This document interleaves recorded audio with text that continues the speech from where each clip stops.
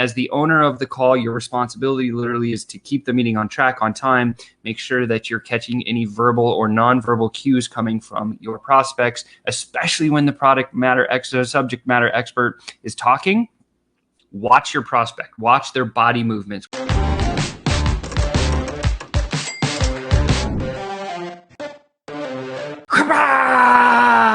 Today's question is a very, very interesting question. Rob S. asks this. He says, Sean, what are the secrets to team selling using an SME, that stands for subject matter expert, or a product expert, or a partner, to sell your service or product to a business owner? Team selling. Now, if you've ever done team selling before, drop a comment below. Let me know by saying yes. Team selling is so much fun. Here's a couple of cool things that you can expect if you decide to try team selling. When you have an orchestrated event to do this, I'm going to answer this question in a lot of detail for you, Rob, so you have a full-on format of how to do this. But when you get into the flow of doing a team sell, if you guys both flow from the same agenda in terms of a sales call, right? Because there's several different pieces that you got to go through in each sales call. Check all the boxes. And then inside each of the boxes, there's always pieces that maybe if you're as an individual person, you might miss one thing or another thing,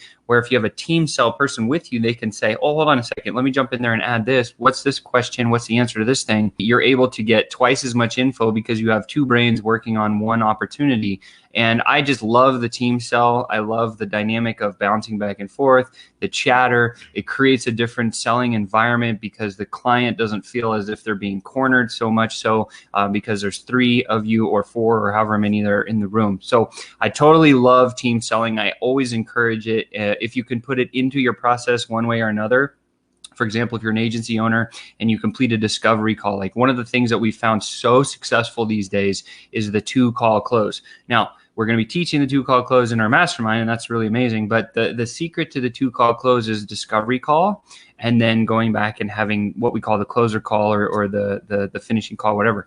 And sometimes it goes longer than 2 calls, but for the majority of the time, it's a 2-call close. That seems to be the right fit for a lot of agency owners, a lot of CEOs that we work with. So in the 2-call close, literally there's going to be discovery call. On the discovery call, if you have limited resources in a team, it may not make sense to bring a team member in on the first call. Literally, all you have to do is bounce your head off the engineering department or whoever you're working with and ask a bunch of questions saying, hey, what's the information you would need to put together a really kick-ass package for a client?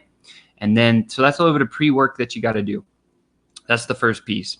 So understand what the subject matter expert or the people that you're working with need in order to help close this deal.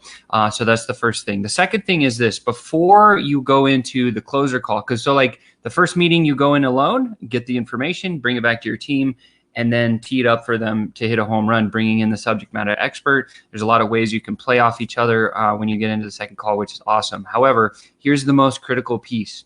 Before your team sell event, before the meeting that you go into, one of the things you want to focus on is establishing roles and responsibilities. So let's start with roles, responsibilities, and desired outcomes. Like those are the 3. So we call them outcome, transparency, and authority, right? OTA. That's how we learned it.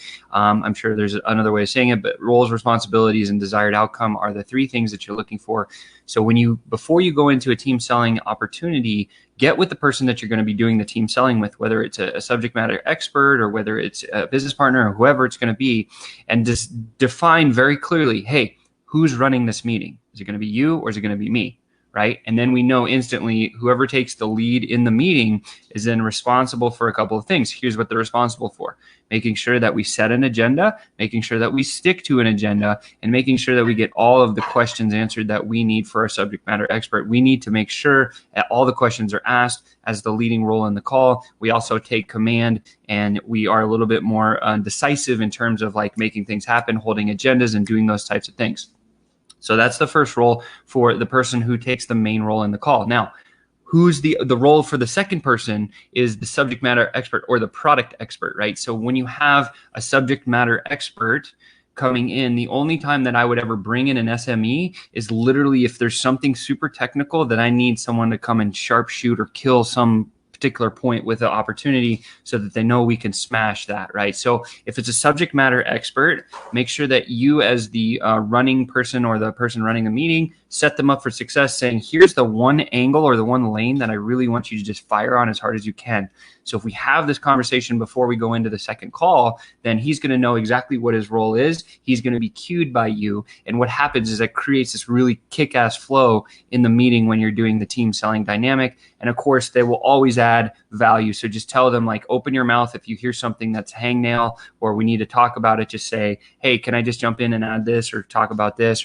And then if you're the subject matter expert, hook, story, offer, right? Whatever the topic is that the lead person in the conversation tells you that you need to riff on, then just figure out what's going to be the interesting and most juicy hook, and what's the story behind it and why it's going to make sense. And then the offer of, hey, yeah, we could knock this out of the park. It could be as simple as that. And when you have that hook, story, and offer dialed in, then you would know, hey, okay, I'm going to be cued by the person running the meeting. I'm also going to be hammering this particular channel in this particular sales call. That's my role. And literally it's hook, story, offer, and then pass the ball back to the person running the meeting. So there's a lot of ball passing back and forth. And especially I do this a lot. Like if I'm doing the lead role in the call and I'll get to a place where I've made a hard point, I'll always stop and say, hey, subject matter expert or business partner or whoever. In this case, I sell with Chris a lot. I say, Chris, what am I missing? Chris will either say, hey, you're doing a great job, or actually, I wanted to talk about this. It gives the subject matter person or whoever you're working with opportunity to speak up and share their viewpoints, advantage, and knowledge, because that's going to also create a better conversation. It doesn't feel as salesy as most people feel like sales calls get. And literally, that is the secret. The second thing, once we've established the roles, okay, now we need to know the responsibilities. I kind of talked about that. As the owner of the call, your responsibility literally is to keep the meeting on track, on time, make sure that you're catching any verbal or nonverbal cues coming from your prospects, especially when the subject matter expert is talking. Watch your prospect, watch their body movements, watch their eyes. If you're on a Zoom call, watch their chin, watch their facial expressions, forehead wrinkles. If they're like, that seems weird, stop at the subject matter expert, because they'll probably be in a flow, and say, hang on, it seems like I missed something there. You made a move there. Like, what's going on in your mind right now, Mrs. Prospect? And interrupt your subject matter expert. That's a great responsibility for the owner of the call, because literally then it's stopping the flow. Yes, it's kind of annoying to stop a flow, but at the same time, it shows that you're truly relentless on staying customer focused. The customer will turn around and say, well, that's interesting, but here's how this happens. Now, on the fly, as the owner of the meeting, you could say, oh, great, let's talk about that. Or we say, okay, well, I'm going to make a note and we'll talk about that later. Okay, keep going, subject matter expert. Basically, you're the DJ of the call. So if you're running the meeting. Now, if you're the subject matter expert, again, your job is literally to smash the 1 point or 2 points or 3 points that you've been asked. And then hold on cue, answer questions, hook, story, offer. That's the move. And then literally at the end, just pass it back to the person running the meeting.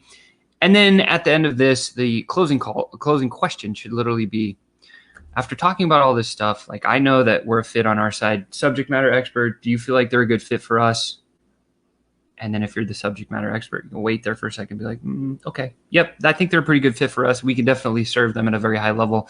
Okay, Ms. Prospect, now we've agreed that you're a great fit for us. Is this something you think you can do?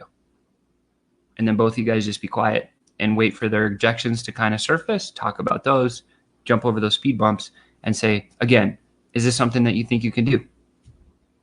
And when they say yes, you say, great, here's the next steps. And then you literally lead right into a clear future. And that, my friends, is how to master the team sell. So again, very simply, Rob, as you're asking me this question, I think it's a wonderful question. First of all, do a research reconnaissance mission with your subject matter team or your business partner. Understand what are the things we need to get out of the meeting in order to close the deal. That's the first thing. Secondly, have a pre-meeting conference with the actual subject matter expert or the person that you're doing the team selling with. Understand the role, who's going to run the meeting, right? Who's going to be the subject matter expert? Or if you don't have that dynamic, then what are the areas that you want to talk about and be able to ping pong back and forth on? So understand the responsibility of each person in the call, and then the desired outcome. Like, what is the move forward move? If it's a yes, which way does it go? If it's a no, which way does it go? If it's a maybe, how do we handle that? And when you have a plan designed like this, at the end of the day, you're going to close way more deals, and it's going to be just a joyous run for you. But the biggest thing is, yes, closing deals is fun, making money is fun, but impact, transformation and impact are so much more powerful than just making a bunch of cash. I can assure you that. It's fulfilling, right? Cash is cash. It's happy. They say it can't buy happiness, but it can solve a lot of problems. What I've discovered is literally like, if you can help create transformation and impact for people, like, it's just a better gig. And I'll see you tomorrow.